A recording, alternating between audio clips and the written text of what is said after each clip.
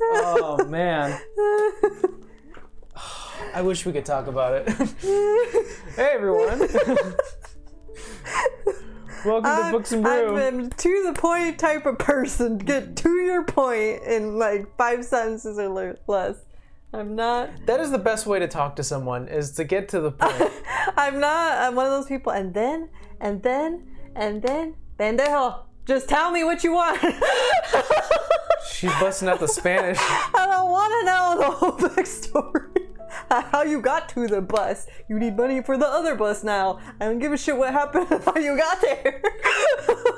Hey guys, welcome to Books and Brew. Sorry, I'm Mike. guys. This is Amber. That was my Friday rant right now. Let's just say there's a person that we do D&D things with that likes to take the very long route on how they ask you something. And then you're just like, so you just want this? Yeah. Then just do this. Yeah. Okay. Why do you need to type me a whole paragraph? A few shout outs before we officially start. Boomer 80s Baby, thank you so much for following. Lion Sketchbook, Night Rock 88, and Sir Waluigi, thank you so much guys for following. And even Sir Waluigi rated us when we had our rerun. We were doing the one-shot. One-shot rerun. Do you want to talk a little bit about the one-shot? Yeah, I wasn't in it. I just got to watch from afar. I was in the chat. Oh, that's right. You weren't a part of this one. This one shot, but did you did watch the whole thing? The girls read all my comments though, so I appreciate it. That's true. I think I don't think they knew that was me until the end though. Yeah. Usually what happens is whenever I do like any D&D things, it takes a moment for me to actually look at chat and understand what's being said. I never look at chat if I'm playing because it takes too much fucking bandwidth on my computer, and then like stuff freezes and I'm just like, and then I don't pay attention always to one thing or the other, so I don't look at it. Yeah. But you were on chat all day Sunday, so we had our one-shot Sunday of the showroom, one-shot all about the fine art scene. Which I think went really well. I very much enjoyed it. Fucking, I'm just gonna say Titan. I don't know her actual name, but I just know her as Titan Fish Killer. Crack me the fuck up with with her character. I was like, oh my god. I love the fact that she met my level of sort of almost cockiness from a character. We're like, darling, and she was like, oh darling, I wanted to match the whole feeling. But like, I mean, when she showed us her art, I kind of got that that's what she was going for, even before you said, you know, who your character was going to be, or how you were going to be navigating the campaign with who and what. Like, I was just like, I kind of got that from her character. Yeah, she did a really good job portraying the character, and well, her character, without even actually acting. It's just all by the like what was being shown, and I loved it. I want him like on a pin or something. Yeah, it was really good. I need like another pillow because I'm gonna get that. Yeah, there's plenty of pillows. There's pillows galore in this thing. Nope. Want to grab another one? Yeah. Here, grab this one. Here. We've got pillows so fucking thin. We've got so many pillows. There you go. Now you can see me and I'm not like yeah. I have 2 pillows, so I totally understand. Yeah, the one shot was really fun. Now I could finally talk about a little bit of the characters. We had Luno, or Lunarin, who was, which was the dramatic one. Yeah. Titan Fish Killer, and she was, when we were discussing what her character was going to be, she was like, I want to be an artist, and I was like, great. And she's like, I also want to be an art thief. Like, I thought that was your pitch. No, well, I think maybe. I thought that was your pitch, that you were gonna pick one of them. I told her if she wanted to be. I think I kind of. No, that was her idea. Oh, okay. But I sort of weaved it in. I was like, okay, well then maybe you are an artist who also kind of does backdoor dealings on the side, and so maybe you kind of want to steal someone's art for your own gain, you know. And so she loved the idea, and so we kind of ran with it. When I was discussing the campaign, or at least the one-shot, I was like, I'm going to give you plenty of opportunities to steal. And she didn't really take him till the very end. Well, I mean, she got the book thing. Well, she gave it back. Yeah, I know, but like she She did it then, and that was pretty early. Her attempt, yeah, I like that her attempt right away was, I'm gonna go to the other side and try to steal that book. But then she got a bunch of paper cuts. Yeah, then some possessed papers and books were attacking. It's like, the fuck happened to you? Nothing. Cut myself with my boomerang. That's what she's like. She was like, I left a yeah, she did say I cut myself with the boomerang, didn't she? Yeah. But yeah, the monster that they were fighting, the main one was a Rakasha? Rakashta, I think. Rakashta? How do you say it? I don't know. I don't know. I didn't even look it up in the book. Yeah, apparently it is a fiend with different heads. It's not in one of monster these? manual. You need. Ah, God damn it! We need another one. No, don't. I use Kobold Fight Club. Don't worry about it. So, yeah, they were fighting a Rakasha, which is basically a devil or fiend that has generally a Bengal tiger sort of look. However, they can have a crocodile head. They can have a mantis head. It just sounds like Egyptian gods. Essentially. And they're very much into wealth, status, gold, and things of that nature. Sorry, I was trying to figure out what the fuck's happening to my hair. Yeah. This part's really curly and this part's super straight. So it kind of makes sense for a high art scene that was the big baddie. But however, Rakashas are very, very powerful. You cannot hurt them with a level 6 spell or lower. And they also have resistance. So they have magical resistance innately. So if you cast a level 7 spell, they'll roll with advantage. And so I was like, well, I can't throw that against 4 level 4 players. No, unless you want them to all die very, very fast. Essentially. So Vecna almost did. Yeah, Victoria almost did. So I made the Seeker, who was the Rakasha. I basically made him an ethereal version of his internal body, is that he was trying to switch over to the material plane but wasn't fully there. So he was almost like a ghost. So I like the idea that he had some special powers, but wasn't as powerful. You know? If they would have faced him when he actually was fully there, they would have been dead. Other players, we had I liked Cozy's take on her dice though. Like if you spin them you can see the future. Yes, so that was a thing. Astasia was her character. And I ordered more dice, by the way. Oh god. There are 2 sets for her. They're all very pretty. They're all very pretty. I love your stuff. It's really good. I didn't realize how many she had, and then I was like, okay, I'm only gonna order 2 because then I'll have 5 sets from her, and that's a lot. Yeah. What was it? They were okay. Astasia, when Cozy brought that up, she was like, if you spin the dice in the right way, you'll see the future. I did not plan for that. Yeah, I know. I was like, she didn't tell you that, huh? And I couldn't tell, but I was just like, well, that's sort of the benefit of being a little bit of a seasoned DM. It's like, okay, all right, we can make this work. Let's just not right away, because the worst thing you want to do is be very creative as a player, and the DM go, no, that doesn't work. Be like, oh. I'm still fucking waiting for me to use plane shift in our other campaign, and Nick be like, the fuck do I do now? Yeah. You're a druid, man. I gotta make the fucking Feywild. I mean, he knows I have it because I had to tell him I had to buy the tuning fork and to wear because I had to pay for the tuning fork. I mean, he just kind of was like, yeah, you have a tuning fork as long as you spend the gold. But so it's not like he hasn't had time to prep. And I always say, I don't know what you're gonna do use this spell. See, at least for my campaign, I knew when you chose Cleric, I was like, well, Clerics do have the ability to do plane shift as well as sending and scrying and all these other things that are that require a fully built world to fully use, because you're like, well, I'm gonna send sending to an NPC that I haven't thought about in so long. And so it makes sense, and it works out where if we plan out a little bit, especially for your character who is very tied, your very being is tied to the Feywild. It's in your blood. Your family's from there, or at least your parents. So you're almost like what are they? It's like first generation when you're born in the material, you're born somewhere else, but you're the first generation. Mm-hmm. Yeah. So your siblings and you. Technically, Zima is. Yeah.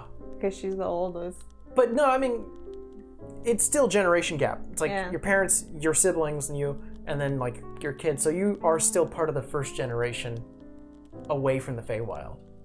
You know, your first generation material plane. I mean, secretly, I've been fascinated with the Feywild, like, in every fucking campaign. Like, even at our at-home one, like, you made it where there was, like, a little portal that you could activate, and I was really thinking about, like, she could just walk over there and see what happens, but it didn't make sense, like, for her personality. Like, she was naturally curious, so it did make sense, but it didn't make sense at the time. So I was just like, Yeah. I didn't do it then, and then I thought, if anybody was going to do it, it was going to be Kara, which is our campaign with Nick, and then I was like, oh, it's never going to fucking happen. So then, when I got that level, I was like, I'm going to... You've been thinking about it forever. Yeah. The funny thing about the Feywild is that I think the most amount of exposure anyone's really had to it, at least widely known, is probably Critical Role. But that's funny because Matthew Mercer fucking creates worlds out of his damn hat. But it's funny because the books barely say a thing about the Feywild. I think it's open to interpretation, but it's known that time's different there. Time is definitely different. Look-wise, things may look switched or way different than like the normal material plane. It's like the material plane got just doused with chaos magic. Because the Feywild is very much freedom and chaos. Now that I think about it, though, Quinn might like it, given your sorcerer thingy. Oh, Quinn? He may be overwhelmed. I know, but you might fit. He would definitely... His chaotic nature would definitely fit it. I think his brain, your intellectual capacity may not function around it. There'd be a point where he'd be like, I want to go home. I want normalcy. Like, can we stop this, please? Every time I take a sip of water, it tastes something different. I feel like I could only fit it into that campaign because I told Nick, like, that's all she did was, like, read and study and read and study. Yeah. And I'm, like, sure that she came across some part of that and was just like, this is really interesting. So if I ever get a chance, and then she worships fucking Melora, so it's just like... So, I labeled... I'm just holding on to this one because I like the art. Yeah, no worries. I labeled today's stream that we were going to talk about our favorite angry person, or angry class. Oh, barbarians? Mm-hmm. And also because of most recent events with Critical Role. The Zealot. There are some insane. There are some really cool things that a barbarian can do. Yeah, I didn't know you could fight after you're dead or unconscious. Yeah, absolutely.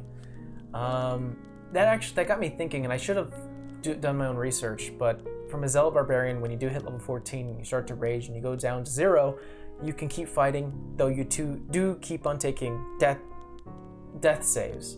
Yeah, but then like you keep going until your rage ends, right? Yeah, so that's a question. There's nothing that dismisses rage, because it's not a spell, it's an ability, but like what if you were like to hold person them, and then they can't move? Do they stop raging? Yeah. Because they're not getting attacked. Like if they were still and you left them alone for a round, their rage would end. They can't attack and they're not getting harmed. I'm just wondering if there was like anything to negate that, because even if like they're unconscious, okay, like calm emotion.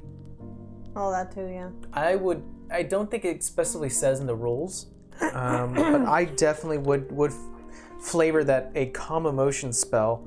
I have it in here. Would chill out a barbarian if it fails. Well, yeah, it's in the fucking title. Yeah. And the funny thing is, when it comes to barbarians, when it comes to raging, it doesn't have to be anger. Yeah, I think that's just because of that meme. Mm-hmm. Or it's barbarian starts crying and the goblins start laughing. He's like, "These aren't tears for you or for me. They're for you." What level is calm emotions? 2? Yeah, it's 2.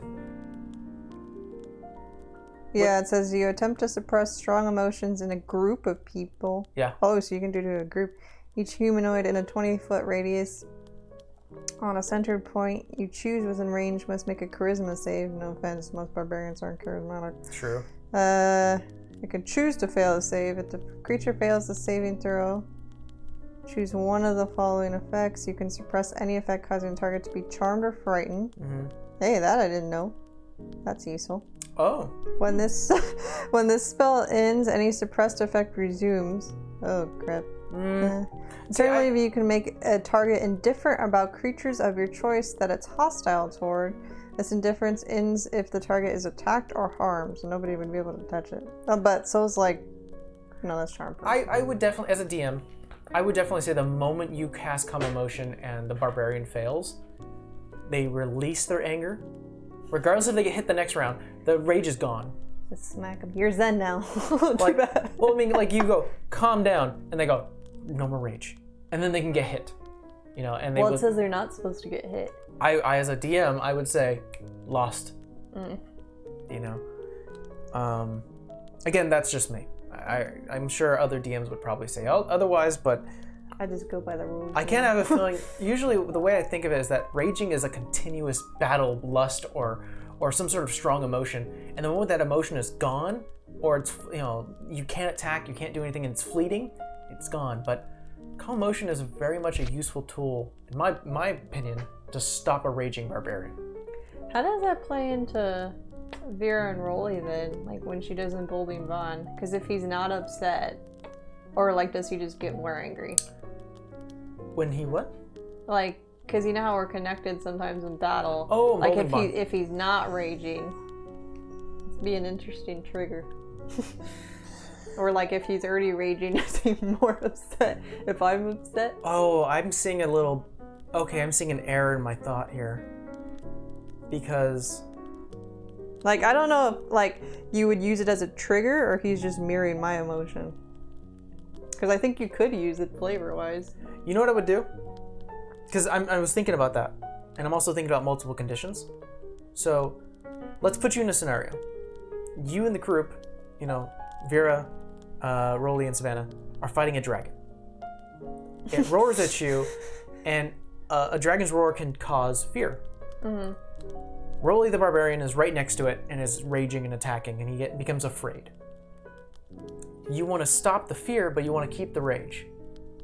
So I think I would flavor it that calm emotion would affect one condition, not both. So in other words, you can end the fear, and you would keep the rage. But to your point, what if you're like bonded with somebody and you calm yourself, even though you're bonded with Rolly? I would say he would definitely feel like you're now calm, but almost like two rivers hitting each other. It wouldn't affect the other. He would feel that you're calm now, but since you're not really affecting him with the spell, he would still be raging. That's the way I would flavor it. That's a good. I didn't think about that. That is a good question. Like, can I calm him by calming myself? No. The spell has a radius. I mean, if he's within 20 feet, he's gonna get calmed. Exactly. You know. I'm saying in those rare circumstances. No, but I'm saying like if not using that spell, like just using Emboldening Bond as a trigger, like to trigger his rage. Like Vera's pissed and she does the bond. Would that trigger his rage, if, like making him mad or feeling that I'm mad? No. It's not really it's a class feat. So, and I don't want to make it a point or like a loophole where it can be exploited. No, I'm just asking. And to be honest, Emboldening Bond doesn't say that you share emotions. That is just my flavoring. So keep that in mind. So one thing that barbarians always get is unarmored defense, where generally when you have your AC, it is 10 plus your dex. That's when you're not wearing any armor. Some armor changes that 10 to a 12 plus dex or 13 plus dex. I know that Vera wears like a chain shirt. Chainmail. And that's like a 16 flat. I don't think it gives you any dexterity modifiers. She's not dexterous. Yeah, and that too. I don't think you're dexterous at all. But then she has a shield, that's why she has the 18. Yeah. And I think she has, something else that's a 19? Oh no, I think it's just 18. I'm thinking of Moscow's thing. You used to have it, but yeah. he had to remove that infusion. Yeah, so they actually get their 10 plus dex plus constitution. So whatever the constitution modifier, they add it to their AC. generally, if you're a barbarian, you want to up that con much as you can. You want to be the sponge, you know? If you have a +5 con, that means you already have an AC 15. And then maybe you up your dex, and now you have like maybe a 14 dex. Now you have an AC 17. You're not wearing any armor, you're not wearing any shields. You can wield a shield. It'll add a +2. Now you have an AC of 19. You know, and plus with all that high con, now you have a big pool of health, and the fact that you have the most hit points. I don't see a lot of them using shields like Rolly because they have 2 attacks. So it's just like, do I punch you with one fist this whole time? You can. The idea is generally that. My idea is that I guess most barbarians want to use the 2-handed weapons that do you a D12 of damage. No. But they can wield one hand, and they can go attack instead of going attack. I'm like, that's what Vera does when she actually uses her damn sword or her mace. I very much thought about the idea of what if you make a dexterous barbarian, not strength. So you rage and you're using like a rapier. That's kind of cool. Yeah. You would have high dex, high constitution, but you wouldn't be the strongest. You would still have advantage on strength. I think you have advantage on strength stuff. Yeah, strength saving throws and strength checks when you're raging. And that would help out. But you're more dexterous than strong. There's so many barbarians. You're a lean dude. You're a lean muscle. Yeah. Versus bulk. That's an interesting concept. Another thing that barbarians get is reckless attack. Essentially what you can do is that you can throw aside all concern, throw it at the window, and attack with advantage. Doesn't something happen to you though? Yes, so you get to attack at advantage on the first round, on the first attack, not the second. So if you have 2 attacks, you only do it on the first.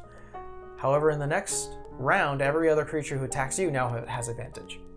So it's the idea is that I better take you out before you take me out. Yeah. I guess another idea is that, oh, this guy's a heavy hitter. It looks like he's going to hit me every round.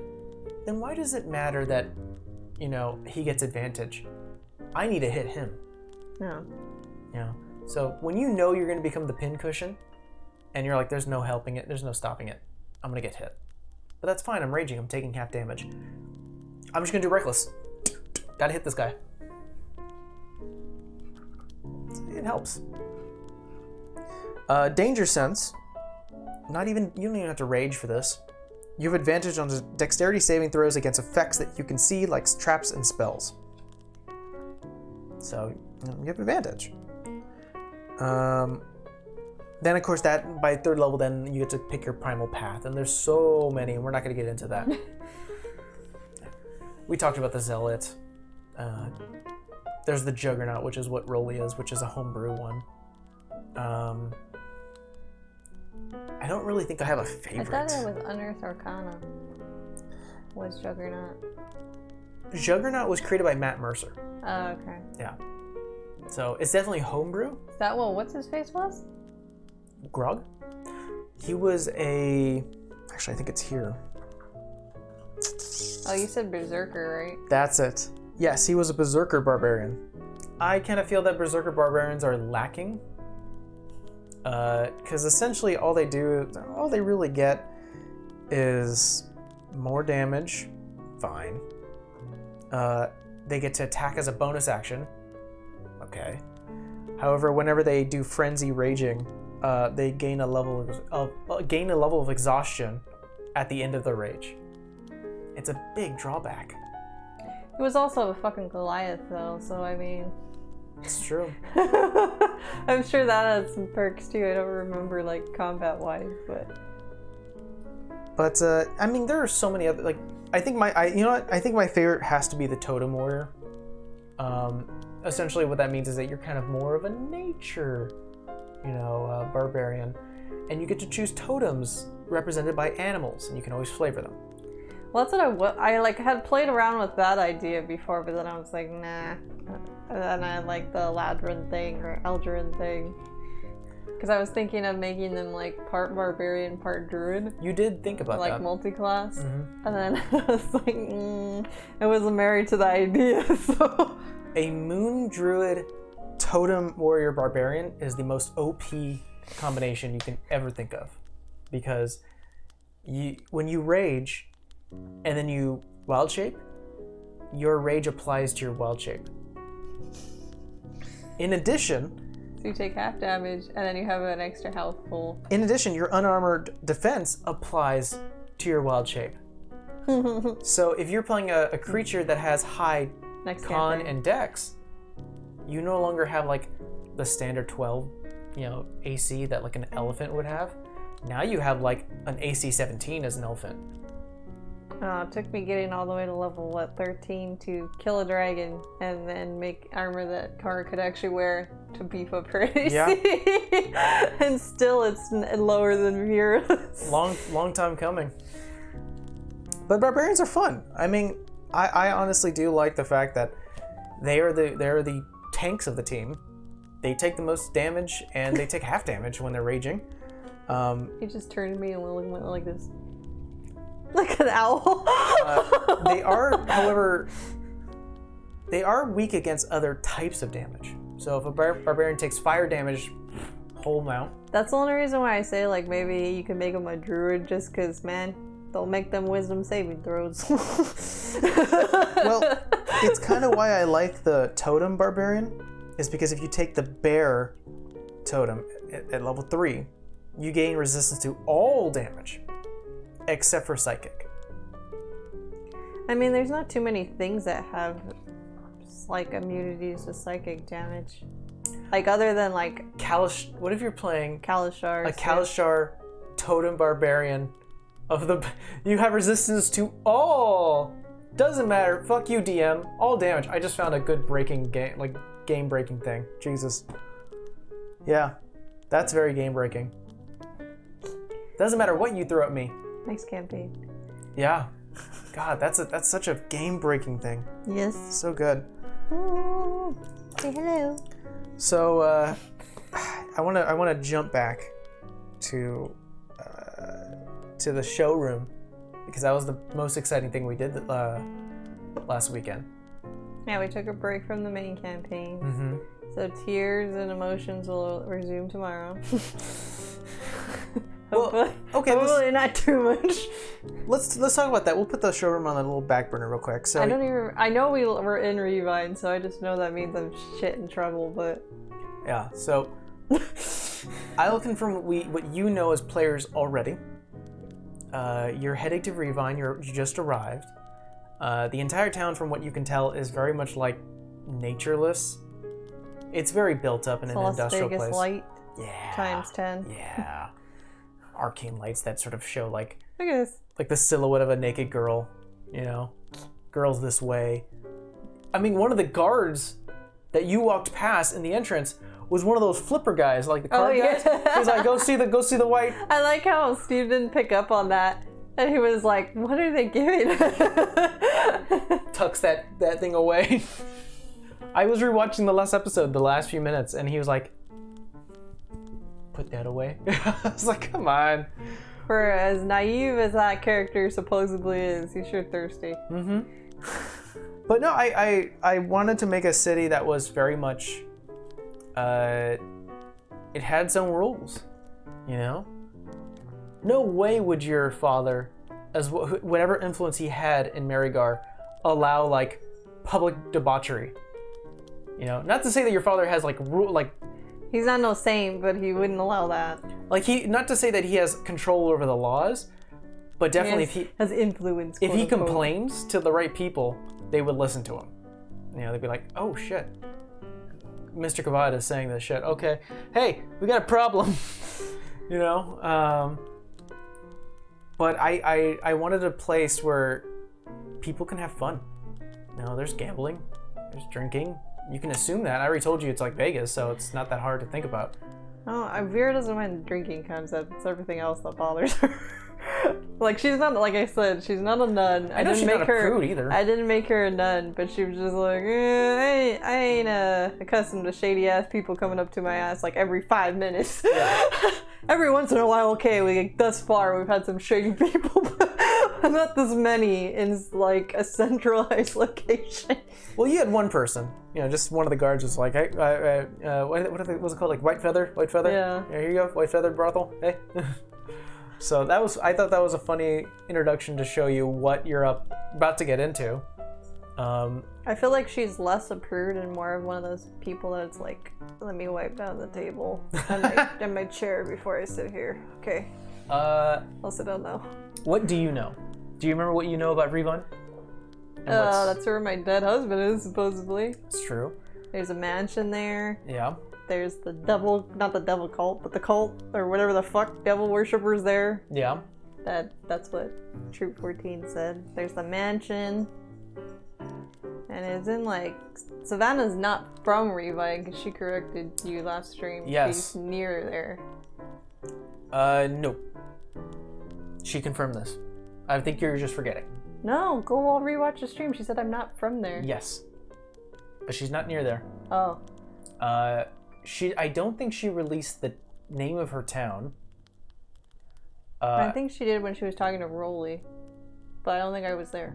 No, you were there because she revealed it when she turned around to you guys, and because I told her, I was rewatching a lot of the episodes, and I was like, by the way, Savannah, and I told everyone, I was like, during the stream, I'm like, by the way, Savannah, they're heading to Revine, and you have not told them about where you're from, and she was like, I haven't, and I was like, no, you haven't. She was like, by the way, everyone, you know how I told you I was from Revine?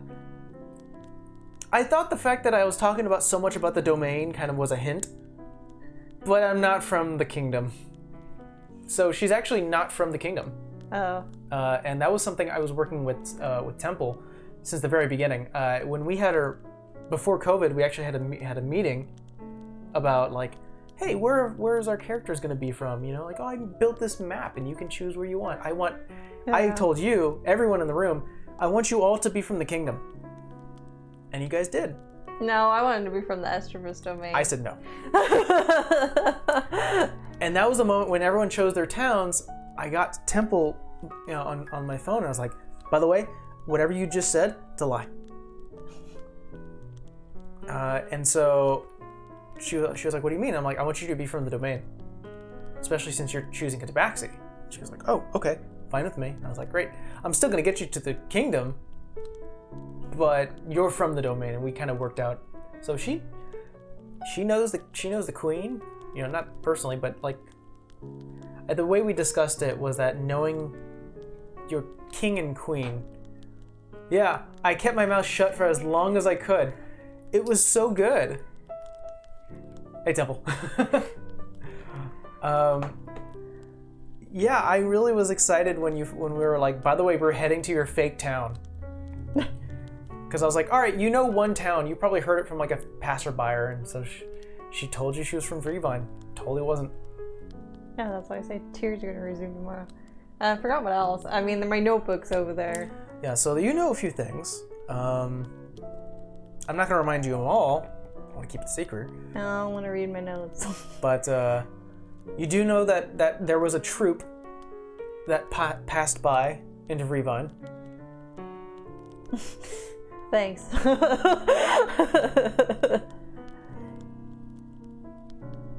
It's coming. Although I do that with like the Bailey Sarian thing that now annoys Mike 24/7. It's okay. You guys are clearing background noise? Cleaning background noise. She's cleaning and listening. Oh, I see. Sorry. Yes, we're clearing background noise. I apparently can't read, and that's canon. Yeah. But a lot of surprises for tomorrow. I mean, you're heading into Revine. This city has been hinted so much. I think since episode 1.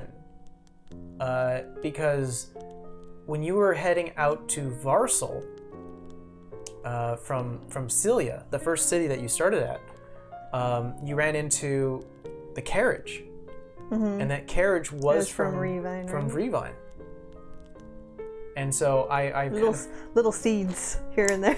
I planted that seed a long time ago, and I'll let you in a little secret. I had no idea where your fiance was buried until I want to say about episode 2 or 3. That's okay. We're on episode 19. Yeah. About 2 or 3, I was like, where is it gonna be? Where do I want this to go? And so I knew the highlights and the bullet points, but I was like, I don't know the specifics. And it wasn't until episode 3 or 2 or 3 where I was like, yeah, all right, we can build with this. And so I want her to have a little bit of a switch, but I haven't figured out how I'm gonna do the switch yet, and I don't want to ruin anything. But I'm like, right now, I think her mind is just fucking blown, because she was like, I am in the place I want to be, that I've been bitching about and trying to get to for so long. And, well, at least once she found out where he was. And it's like, now it's here, and I don't know how this is gonna go. I cleared my conscience. I asked my God for guidance. I apologized to the crazy bitch, and she just kind of laughed in my face. So I think it's really funny that you've been contemplating bringing back your fiance for the longest time. Mm-hmm. And unlike any other player, like just a standard non-RP player where you're just like, I'm gonna grab the body, and when I am ready, I'll resurrect it, or something along those lines. You were going to every single connection that Uthiel had, and was like, I'm thinking of doing this. And even to your God, you're like, I'm thinking of doing this, and you were almost like where you were asking for permission. Yeah. You know, and I was like, that's really nice of you. Because, like, being a cleric, probably learning that, like I said, she's still brand spanking new. She's not like, this old ancient cleric that's had years of experience. She's had experience, but she's not like... I would probably say you've witnessed one resurrection in your life. I think that's very much a balance. Like, when we went to go visit Rolly's friend Harvey, like, it was mentioned when we went to go visit that church that she was like, oh, your God and my God, like Melora, like their siblings are like cousins, but they respect that balance. They're pretty much on the same equal footing. Yeah. Because it's Pelor and Melora. One is a god of sunlight, and another god of nature, and they're very much intertwined. You can't have nature without sun. I guess you technically can. Not a whole lot of it. There's plants that don't grow in sunlight, but not a whole lot. but essentially, you can't really have a full thriving life like the way Melora is almost portrayed, where she has like flowers and leaves and rushing waves and waters and fire. You can't really have a standard image of Melora without sun. Yeah. And they go intertwined. And so I was like, yeah, Melora definitely accepts you. Well, I told you, like, nothing has brought her to that part yet, but I said at the beginning, when we planned out this character, I said, depending on how the campaign goes, she's either gonna go for it, or if something drastically changes her mind, she's not going to do it. She's just gonna be like, what happened. If she got, once you get closure, didn't know he was buried somewhere else, dude, man, you're being gross. Yeah, now you're trying to bite me. Like, even if she decides not to now, she would still want not to leave him there. Yeah. Like, you left him where? And how? Like, she would still want to give him, like, a proper burial, so at least his mom can visit her frickin' son's grave. Can I ask you a question? Yeah. Let's pretend. And... Let's pretend because I obviously have a plan. Yeah. And anything I say may be like, oh, you're spoiling it. No, I'm going to say hypothetical, regardless of the circumstance that it'll occur. Let's pretend you do finally get the body. Yeah, that terrifies her. What do you do? I know, that's what she's been debating. Do you take the body to Marigar and bury it there? Do you take it back to Isenby and bury it there, or do you take it... No, I want to take it back to Mary, but I would have to ask Savannah to use the portal thingy, so we're not just carrying dead guy around for forever. Well, don't forget, there's not really a portal. What do you mean? You guys had to travel. Yeah, I know, but I feel like that would be quicker, like getting back there, no? How? I don't know. Well, she'll map that crap out later. Yeah. She's not really worried about how to get back. It's more like how to get him where he needs to be. No, because don't forget there is Varsal. I forgot there was Varsal, Glixen Beach, and then Akota, which are the 3 cities. 2 of them which are in the domain. I feel like she's gonna have to ask for help, which is i.e. probably her brother and other people she's met along the way. But I mean, thus far the only idea she has is you can do gentle repose so they don't decay further than they already are. It's already been a few months. And then like that'll set, it's a weird thing, conversation to have him, set him in a certain state at least, wrap it, and then like I don't know what the fuck to do with him. I'm not gonna like show him in a bag of holding, so I'm just like, she's gonna be like, that's a blanket. Like she has no clue. So that's why I'm saying like she is both like finally, and this is terrifying. You really do have a lot to think about, you know? Like she's like, I got the crazy bitch, I got the supposable Satanist. Burn him, take the ashes? I can't resurrect him, dude, like that. I'd have to regenerate a whole new body. I think you'd probably need a true resurrection to do that, to bring back a burned body. Yeah, that's why I don't want to do that. It defeats the purpose of the spell. I'm sure you've thought about it, but what level is resurrection? I think it's 7. 7? That's a pretty high level. Yeah. I think you have to be like level 14? No, I think I probably have to at least be 10. What level is Kara? She's 13. And she can cast a level 7 spell? You have to be at 13 then. I think I've had level 7 though. For at least a level. I don't think so. But that's further down the line, man.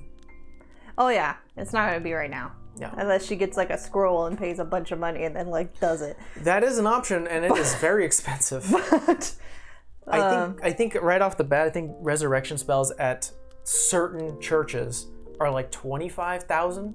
Yeah, that's not happening. She's not that kind of money bags. That's a lot. Which is why I think your character's probably seen a resurrection maybe once. Like it rarely happens, and it's almost like it's almost done to like kingdom guards. I mean, celebrated like military people. How long did it take us to get from Maryguard to Revine? Not that long, right? Maryguard of Revine? I think it took you like 2 days.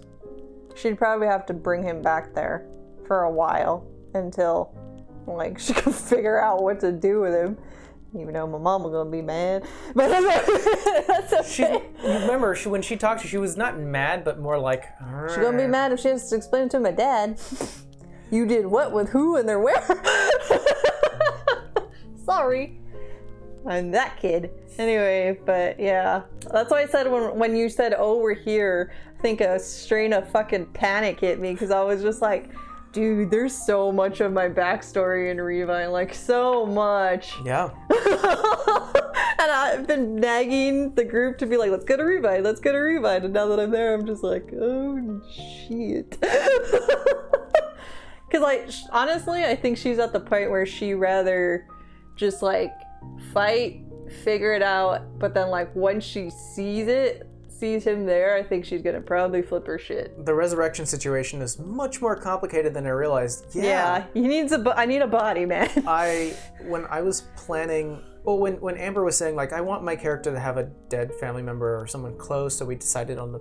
No, I didn't say dead family member. I was trying to figure out how I was tied into the kingdom, and then like I thought, oh well, what if he like her husband or whatever died and he was like a soldier, and then we kind of, pieced it together from there. Yeah, when you finally decided that we wanted to have a dead family member, essentially, I knew that was like, oh, resurrection. That's a heavy thing. Yeah, I read what it does to you. Oh, to the person. Mm-hmm. Yeah, if you. That's why I said, oh, if I ever do it, like if she decides to do it in this campaign and is able to at some point in time, then she's gonna have to do it at night. She's gonna have to be well guarded, for whatever reason, or at least be in a safe space. Does the effects happen to you or to the person?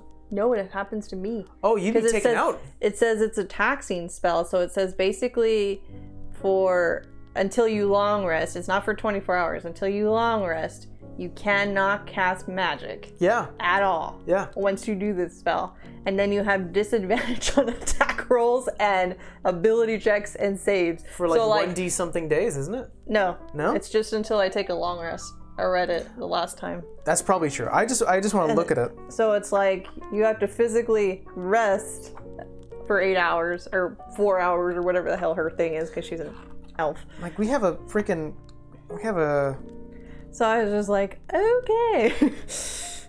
Yeah, resurrection is a really big thing. Yeah, you're right. Yeah, you have to take a long rest. Yeah, I was looking at that. I mean, I feel like that's not too bad. Like, she still can do combat, but anybody dies, you're all screwed. It also, gotta resurrect them again the next day. Yeah, also, you have to have a diamond worth 1,000 gold. I mean, I've been storing them up. Or a collection of diamonds, essentially what I'm allowing that, you know. Well, most people do, as long as it's, like, the value is there. Yeah, and it consumes it, so. But yeah, that's gonna be traumatizing. A little bit. Like, not that she hasn't already been fucking enough traumatized this whole campaign, but I think, maybe it's me, but I think to her, it's like, I'd rather deal with, like, the fight/slash problem than me have to deal with, like, the emotional shit that's gonna go through her head and that's probably gonna fuck her up for a while that she's carrying around this dude. Do you, so there's a lot more in Revine. You know, yeah. There's definitely other connections I think you may have forgotten. Again, I have to read through my notebook. You do have to read through your notebook. All that came from asking that, asking the troop and then asking that thug dude what the hell the mansion was. That was attacking the mayor, and because he was from Revine, and then I asked him, you were like, "Does you have any more questions?" And I was like, "What the fuck is that building?" Because you said you would have to ask a local. Have to ask a local. Yeah. Yeah. Okay, no, then you do remember the gang that's situated there. Yeah, it's in my notes. Yeah. All right, well then I would give it to you because you would probably see it. The Scorpions. Yeah, one cult / gang / organized group of crime at a time. Well, the way and then we know fucking Lily's on her way there if she's not already there. Like, I guarantee, I don't know your plan, but Vera assumes she's already fucking there because of what the goblin said. I can say you assume so because they said that they don't want to fight any more like city troops or kingdom troops. I think I wrote it down, but it was like a few days before we ran into them, so I'm assuming, you know, they've got a few stay ahead. Yeah. Ahead of you. If she's ahead of us, she's already there. But she's trying to cover up her shit. There's a lot being thrown out now, you know. Yeah. And it's crazy because what I'm attempting to do is with every player character, guest character, whoever involves themselves within our campaign, I want them to have a long stretch goal and multiple goals, and so or arcs, you know. Obviously, we had your arc with in my house. Well, we had a couple of times. Actually, I kind of feel like this is the biggest major arc that you've been building to. Besides, probably. My only thing is I am going to give shit to Steve, and Temple can tell him this, for suddenly growing a conscience about Lily. I was like, really? Really? You're going to get mad at me for wanting to kill this bitch now? I was like, all of a sudden.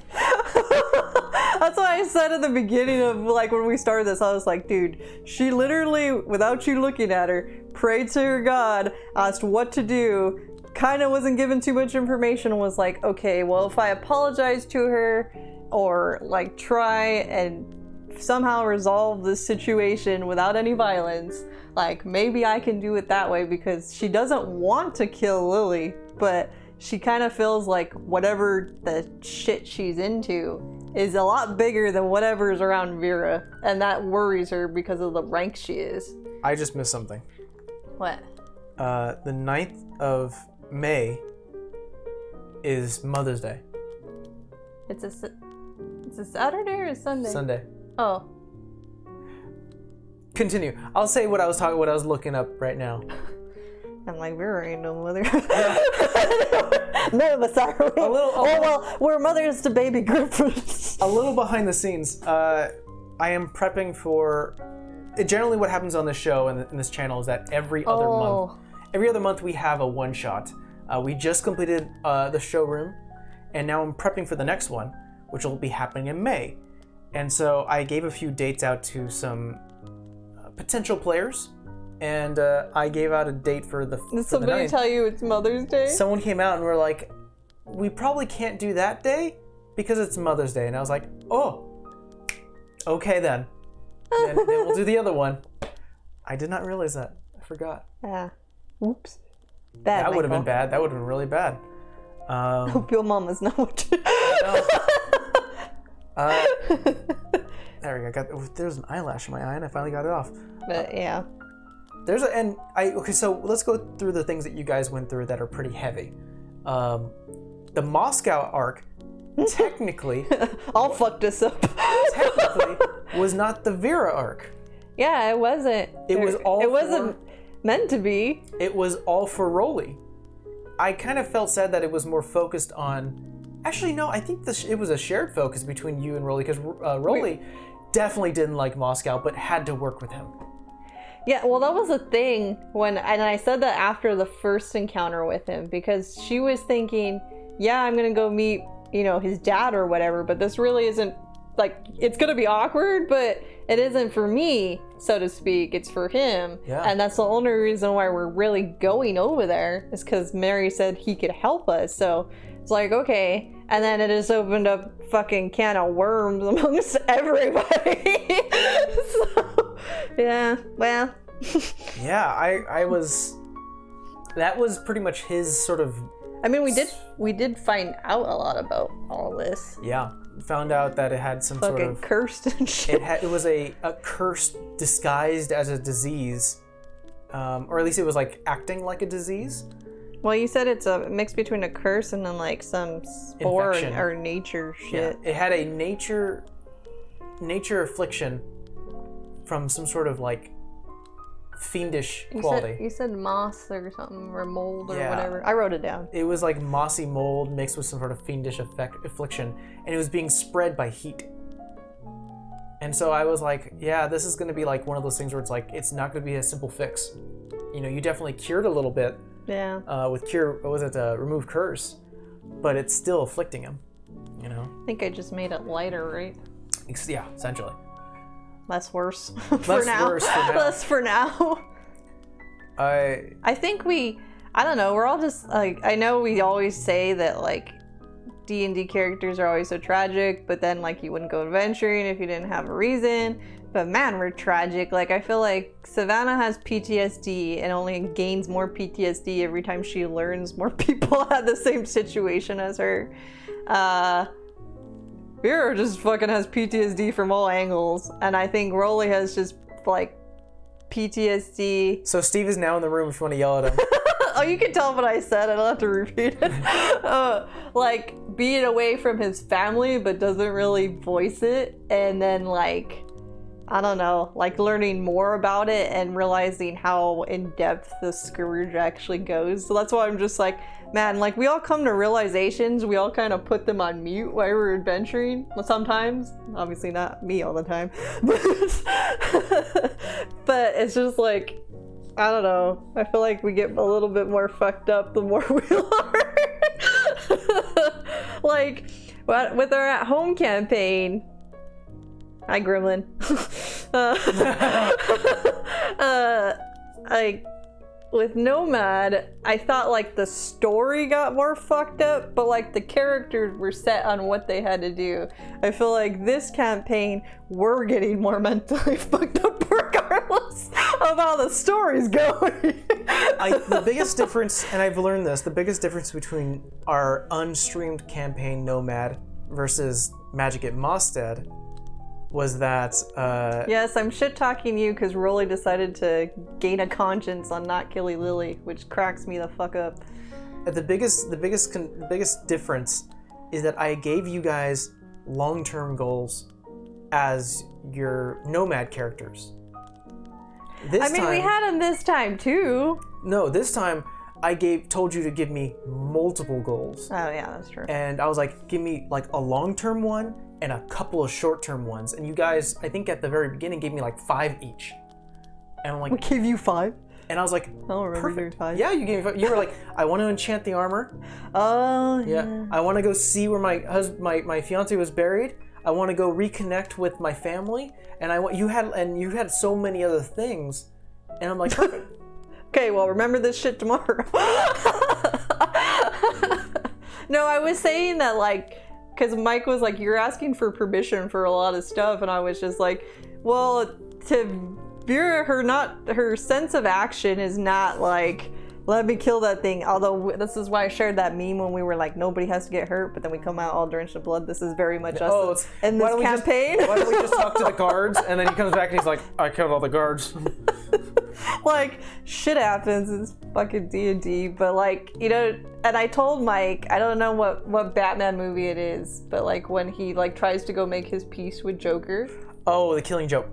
Yeah, like, I think that was what I was, like, kind of visualizing for Vera. Like, she's gonna go try and make peace with the crazy bitch and do this peacefully and guide, like, you know, try and resolve this in a non-violent manner. And she got laughed at in her fucking face. And I was like, okay, like, I tried to, you know, do this in a kind and non-violent fashion, but I'm pretty sure it's either gonna be you or I when we see each other. What was it? I'm trying to remember what her response was. It wasn't an exact laugh. That was not right. And the funny thing is, it was a little bit of a chuckle, though. Oh, I think there was a little bit of chuckle. Yeah. I think what occurred is that you were like, because we just saw the Killing Joke, and you were like, you know, I think I'm going to implement that same idea. Like, let's see if we can not do this. Come on. I had talked to you about it because I was like, I think I'm going to send her a message. And you were like, I didn't think you were actually going to do it. Yeah. And then I was just like, no, because she's not that type of person. She's not like, I don't want to kill her. But then I said, in the little hamster wheels turning in her head, she's like, probably whatever shit this bitch is into has not only happened to me, has probably happened to other families, or God knows her range because she's so high up there now. Yeah. Like, I don't know what she's done to others, and I don't want her to keep doing it. So I think the response that you got, because you initially told her was like, listen, I don't know what made you upset with me or Uthiel or whatever, but I'd like to handle this. No, I said, I'm sorry. I said, I'm sorry for whatever. I think I have it written down. Yeah. I was like, I'm sorry for whatever I've done to you or whatever I may have did to like make you upset or angry or, you know, I think I said to go to these types of lengths. Like, I'm sorry for whatever it is. And then you just kind of chuckled and you were like, oh, Vera, where are you? I think her response was along the lines of, yeah, she did kind of chuckle at this sort of the notion. And I think her response was along the lines of, you know, like, oh, don't worry yourself, you know? Of course, I'm like summarizing and trying to remember what I said. I just remember you ended it with, where are you, Vera? That's it. And I was just like, yeah, nope, crazy bitch. I think she was like, I'm not doing this to hurt you. I mean, like, you have nothing to apologize. I just really want to protect you. Mm-hmm. I think it was something along those lines where I'm like, I just want to protect you. Where are you? In her own sick mind, though, because it's like, if I'm not wearing the ring, she already knows, because she can't see me unless she's visibly scrying. She can still do it, but like, you know, she can't do it through that anymore. So it's just like, you damn well know. I know, but I'm just like, bitch, you know I took that shit off. I was like, you can not come into me in my dreams no more. No. I'm gonna let Rolly throw her off a mountain. He'll do it too. He'll do it. Let's talk about the latest thing that Vera ran into, and that was the dream that Paylor gave her. Oh, when you were nearing the entrance or nearing the city of Revine, and I can finally talk about it. And we talked about it beforehand too, before the actual. I didn't know what it was. You just said, oh, like there was probably an instance like where Paylor was watching you and did this, but I didn't know it was, you were giving me that vision for a reason that I didn't know about. Well, because I'm a good DM. No, so yeah, so the idea is that at 6th level, I think you were the only class, maybe Rolly as well. Yeah, I thought Rolly did get something. I think Rolly got something. I think he's... Like an ability. Oh, he's a siege weapon now. Yeah, and Savannah didn't get nothing? No. I thought she got another spell. No, next level she does. Or something. No. I don't know. Okay. Oh, she got expertise. Yeah, there you go. I'm like, she got something. She got expertise. Somebody got something.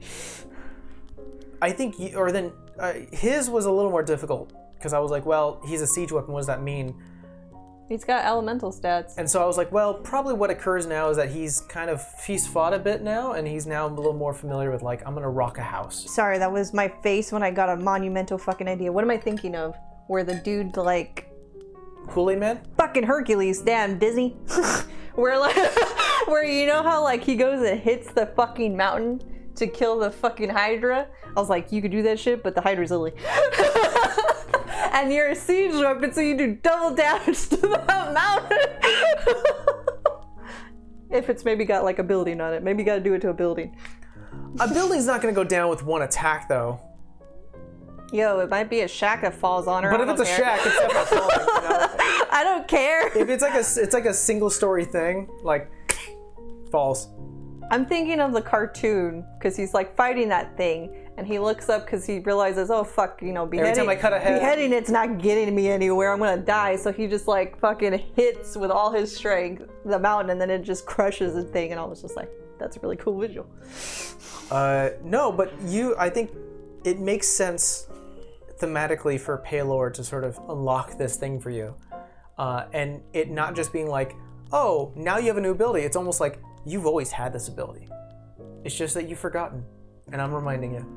And so now that our players are here... I'm just gonna say, if I give it to Rolly and he's raging, man. Rolly, how do you... Rolly gonna be a tank. How would you like to be resistant to all damage? Well, she can give it to you by wasting a reaction while you're bonded. It has to be bonded. Yeah, I have to use 2 things, but that's okay. I think bonding casts is an action. Yeah, and Bolding Bond's an action. Yeah, so I mean, I could do it like out of combat, because I do that sometimes. I'm like, oh shit, you know, we're gonna probably get into some shit. This doesn't feel right. We're in a dungeon. Let's go ahead and put that up. I mean, she'd probably do it now because she's in Rebind and she knows the baggage fucking claim that's over there. But... Again, you don't actually have to be bonded to a character. Well, you just said I did. You can bond 2 other people. Oh yeah, that's true. It's a little thing you haven't done yet, where you can just bond Rolly and Savannah. I feel like it would be circumstantial, because no offense, sometimes Vera, I was gonna say I mixed buffs and Vera. I was gonna say sometimes Vera needs a buff. I find it funny because it seems with every guest character. Yeah, I've been doing it to You them. do it at least once, because you're just like, let's share this. This will be great. Well, I figured I would have done it with... That sounds wrong. Would have cast it on Moscow. Did you cast it on Masato? Mm-mm. No. He's the only one. Yo, that's probably some creepo vibe. I really like Nick's character. Like, Amber appreciates... I love Nick's character. Amber appreciates Nick's character. Vera's like, you're weird, but you helped us, so okay, but I don't know about bonding myself with you. I love Nick's character. I definitely would have flavored it a little bit where, like, if he would have connected with you, you would have heard, like, slight whispers or something. You know who I'd like to do? This sounds wrong again. Who I'd like to cast this on? You know, I have a mind of a 5-year-old that's in the gutter very much, so sorry. But if they ever fought together, it would be interesting to cast that on Harvey and Rolly. Rolly, yeah. And that would be like Instinct Bros. Be like, yo, man, I know what we're fighting. Yeah, let's fight. And fucking monks, man, they're nuts. So, I mean... A monk that's getting resistant to all damage? Fuck. And they got broken. like 5 million attacks, and they can stun your ass. Like, and then, you know, Rolly just punches them through a wall. By the way, do I remember the situation correctly, but did Rolly win his bout with Yeah, he won. But no, I was gonna say, did he only win because he threw him out of ring? Uh-huh. He threw him at the tree, I think. Oh, we're gonna see. He never really had a full fight with. I mean, if he's leveled up now, it's really hard to catch a monk, like, outside of a spell. I mean, you can hit him, but it's fucking hard sometimes. Yeah. Once they get leveled up, like, there's so much shit that they can do. It's insane. Yeah, monks can be very OP when they get leveled up. So we'll see where we need him, and if wherever he is, because I definitely have a brief idea of where like the characters are. Definitely Rita, his sister, Harvey's sister, is still at the Coliseum. Yeah. She's training. I'm trying to assume where Harvey would be. He's probably heading back. I mean, we said we were gonna do that guy a favor and visit Arrowhead or Arclean or whatever the fuck it was, and we haven't done it. What was it? It was Well, no, you promised that. Oh, Arrowfield. Arrowfield. You promised that to Sister Unda. Yeah. Who was the white? But dragon. Him too, because he was like asking about my connection. Yeah, or he was whatever. like, if you ever find your way down there. Feel bad. But hey, what are you doing, you rabbit? Kicking me. But yeah, I mean, he left to go to Trad. I like how he bites the shit out of you, but he won't do that to me. He thinks about it, and he's like, "No, she's gonna spank me." He left to Tran to the Color Survival. Yeah. And by the way, it's out of your characters won't know about it, but we did show the Color Survival in the one shot. Glad nobody died. Yeah, I definitely told the characters, or the players, I was like, well, your characters are still alive. It only happened like 6 months before the campaign started. So, you may run into them. I would play with all of them. They crack me up. Bunch of girls crack me up. They're amazing. Yeah. Absolutely amazing. I'm not saying they couldn't if they were girls. I laugh at the concept that we were like, because a lot of people think that like D&D is only for dudes, and I'm just like, it's kind of funny that like all the people we reached out to, it was nothing but women that were like, hell yeah, I'll play. I was like, yeah, all dudes my ass. Yeah, I want to, it's like almost like an extension of an invitation to all you guys who are creators of any sort. If you have something that is really interesting, I definitely want to work with you. Yeah. I mean, I was just laughing because she was like, Titan was fucking like, oh god, he's having an existential crisis, like to her creation. And then I was just like, and then I think Vecna or Anastasia Victoria was like, you think he heard you earlier when you said this was my finest work? And she was like, oh shit. So I had, when I was planning this out, I didn't obviously want every single room to be a fight. That would be boring. It would be very taxing because, not only time-wise, but then the characters would be bloodied and beaten and they would have no chance against the Seeker. I wanted it to be balanced. So I was like, all right, well, let's have it where they technically could have convinced the tiefling, the hornless tiefling, to get into the painting. But she failed miserably. And the fact that she did have that side comment, she was like, it's not my best work. And I was like, uh-oh. Dude, this is gonna fuck. Well, she didn't know. She didn't know it was gonna screw over later. Which I loved. I was like, this is so perfect because it's almost like hindsight. It's like, I shouldn't have said that. Like that guy came out of the painting and was like, I heard you talking shit. The fuck? Yeah. I don't believe your ass worth of nothing. Really good. I'd be laughing. But like, and then when she was trying to tell Victoria, or like the character Victoria, you made a deal with a fiend, right? Yeah. Like, if we all die, I just want you to know that shit's gonna be on your head. Not mine.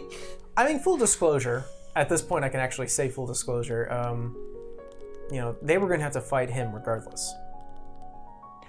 Yeah, when she was like, oh, not the first time. Well, I figured when I seen her, and I didn't say anything, but I had seen Vecna's laboratory, and I don't know what her actual name is. Ari.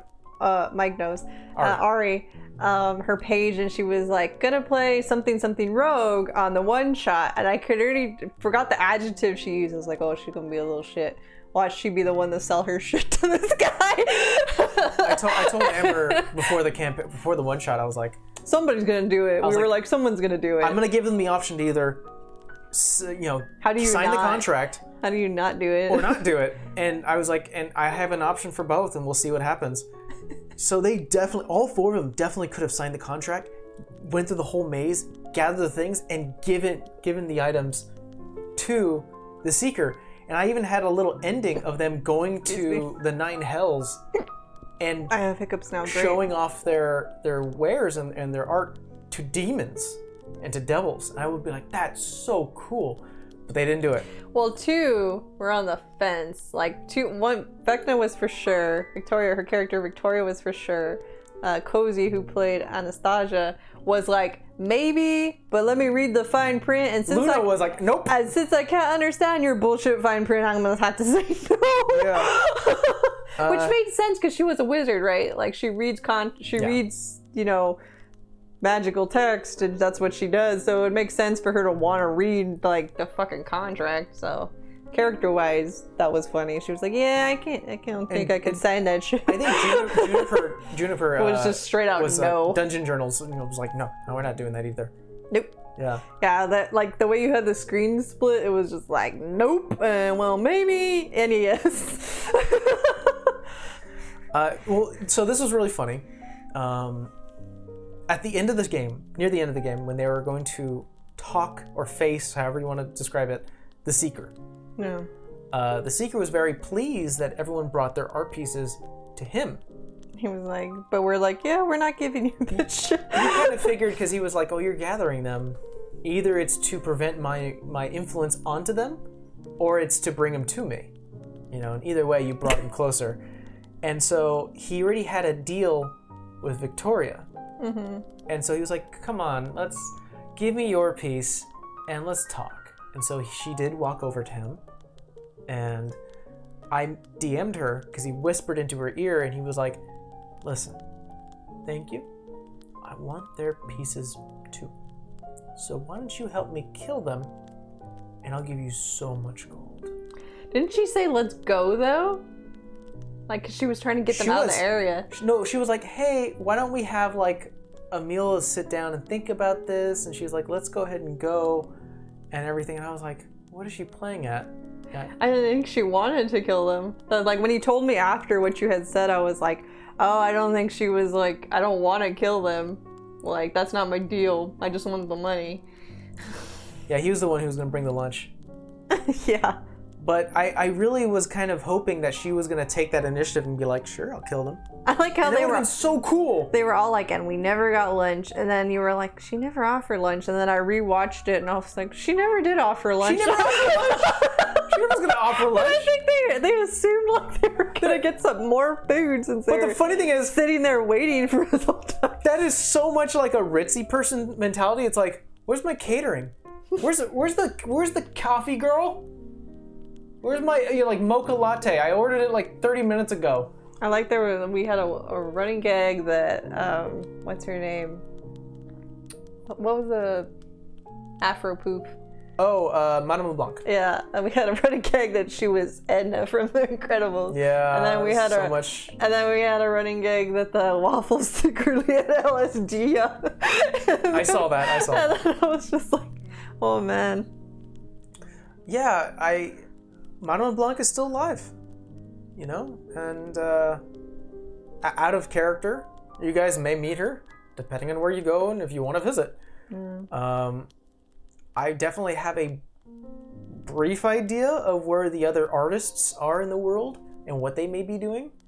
Guarantee you Titan ain't drawing anything with teeth no more. She's probably like, nope. They're all smiley faces. I have an idea of their location and maybe what they're doing. I just have to confirm it with the guest player if we end up going to that part. Oh. It's a lot of rough draft and then pulling out the details later.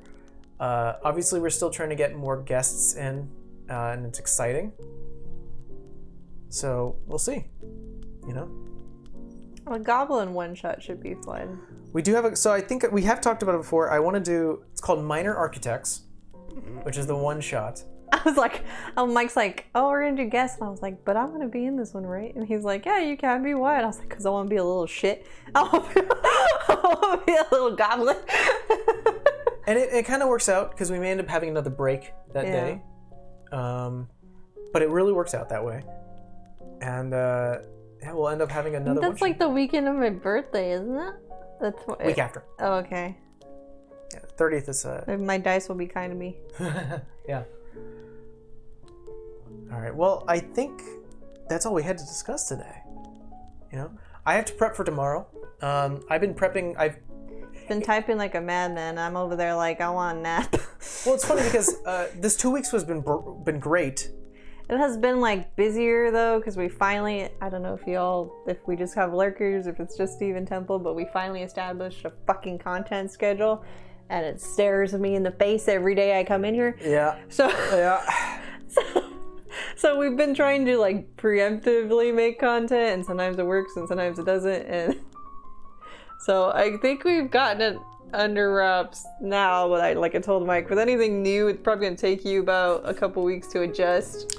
Yeah, it's our goal. We have a content schedule that is our goal. We just can't really commit to it immediately, but it is our goal. This week we committed to everything except for one thing. Yeah, but I think we did pretty well. That was because we had to film and edit it, and we didn't have fucking time. And sometimes you need a rest. D&D to edit it, so I think that's probably going to be maybe like a Sunday thing. Yeah, definitely. Or like if we have a extra day off, just do like a ton of them all in a day. It's definitely a Sunday thing. But yeah, we have a content schedule now. We have a vote game going on all social platforms. I like that though. I feel like that's easy engagement. It is super fun. Then you get a visual. Some choose your own adventure type thing, which is really, really fun. All maps are through Astral, as usual. Maps are through Astral. Sorry, I'm playing with my weird ass pink hair. And that's happening every Wednesday and Sunday. So we're going to continue that going, and that's really fun. I should be working on, not this week probably, because I want to... Today and tomorrow are very much dedicated to getting the next 3 to 4 episodes of Magic at Mosted out. Like well, written. Labeled. Yeah, like written. I have them... I think I have maybe up to 1 to 2 episodes already finished. So it's gonna... You guys are going through an arc, and the past week has been very much helpful. But unfortunately, my attention was split between making a content schedule and writing. Yeah, it's literally in there. You can't see it on camera. Making a content schedule and writing, so it was a little split, but it definitely was helpful to actually get that down, which I'm happy we finally have it down. Well, we kept trying to do it on our phone, on Google Calendars, and then share the calendar because I already have stuff for you, and then it would look like a hot-ass mess, and then our phone reminders were going to be going off, so I was just like... It looked ugly. I know we're supposed to be, like, more modern and utilize technology, but it's a lot easier for just me to remember every day, like, turn around and look at that if I don't remember and be like, okay, gotta do this shit. And then, like, I got it, I'm good. And then I don't gotta remember. So I don't have 5 million alarms going off on my phone going, why, Michael, did you do this to me? It works out. Yeah. But so I'm currently prepping for tomorrow, and for future episodes. And when you guys get close to that cycle, or at least that arc, then I can start prepping for the next. And well, it's funny because at work, like, I have a calendar and I have to manage my manager's calendar and another employee that reports to me, my own thing, and then like 2 other teammates. So like I have fucking color-coded schedules on that calendar, but for whatever reason, it's just like, I need to do it this way because... You know what I thought of a scary thing that would be super fun? I woke up like maybe 3 days ago, and I was like, huh. You woke up barely 3 days ago? No, like I said, well, like 3 days ago I woke up and I was like, you know what would be really scary for me, but fun for the audience? And that is every weekend have a one-shot. Dude, no. And I thought about not that I don't love y'all, but no. I thought about it and I go, that's really fun. That's really scary. And I thought about it and I was like, get it out of my head. So I don't think I'll ever do that. Unless like this is what we're doing full time. Unless it's what we're doing full time. And even then, one-shots don't... I feel like one-shots don't look like a lot of work if you're watching them. Like maybe they do. Maybe they do. I feel like for some people it doesn't look like, oh, you know, they just got their shit together. Harder. It's like... I feel like it's harder because then you're just like... okay, you know how the campaign can go over this amount of time. It's like, okay, cram all that shit into 4 hours and hope you guys end on the right time, have several ways to end it so you can be like, hey, nice round, lovely picture at the end of it, and hopefully be done. Yeah, That's why he keeps bugging me. He's like, so when you do your one shot? And I'm just like, give me a break. I want to play. I know. I think I probably won't do that till October. Yeah. So. I would love to play. I want to play. Yeah.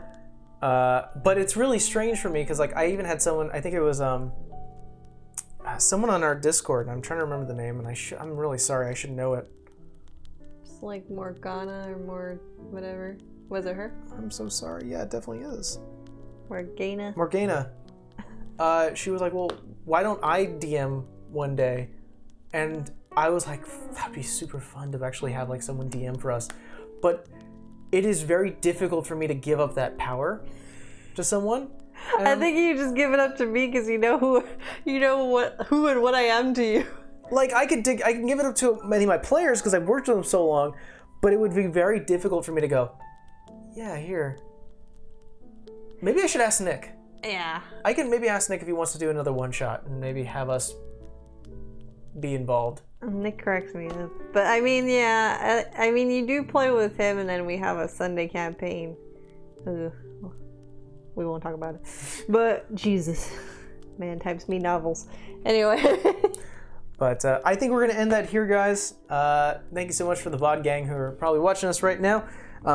Thank you for sticking around with us, and please follow us on all the social platforms that we have, like Twitter, Instagram, we TikTok. even have a TikTok. We even have TikTok, and it's not that bad. There's a lot of hoes on it, but not that bad. So I had to explain TikTok to Mike, and Mike's like, there's nothing but hoes on this thing.